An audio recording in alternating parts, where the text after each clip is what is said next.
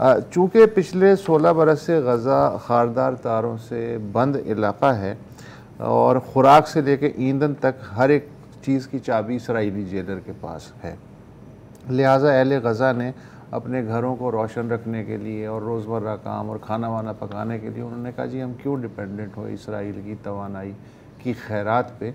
तो उन्होंने solar energy का सहारा लिया और आपको शायद हैरानी हो कि गज़ा के 60% घर 7 अक्टूबर से पहले तक सोलर एनर्जी पे चल रहे थे।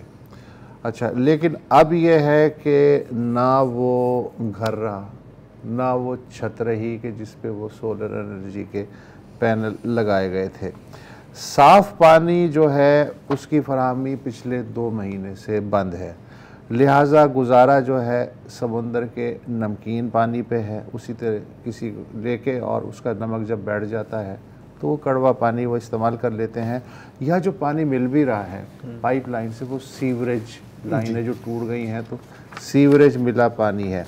इसका मतलब ये है कि जो तरह तरह के वबाई अमराज और वबाएँ हैं उनके मज़े आ गए हैं और इस वक्त दुनिया की जो सबसे मोस्ट वल्नरेबल आबादी है बीमारियों के एतबार से वो वहाँ की आबादी है। अच्छा, फिर एक और मसला है लाशें जो मलबे के नीचे दबी हुई हैं, हमें नहीं मालूम कि वो सैकड़ों में हैं या हज़ारों में हैं और वो कितने दिन से हैं। वो जो माहौल है वो मुताफ़न हो रहा है, पोल्यूटेड हो रहा है उन लाशों की वजह से।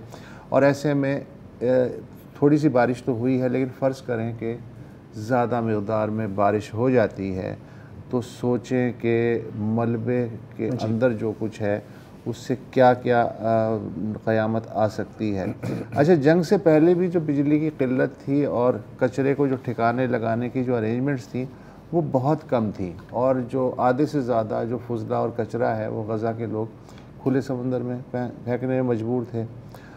अब 100% कचरा समुंदर की तरफ जा रहा है और ये है 1,30,000 क्यूबिक मीटर डेली। इससे आप अंदाज़ा लगाएं कि क्या हाल होगा समंदर का।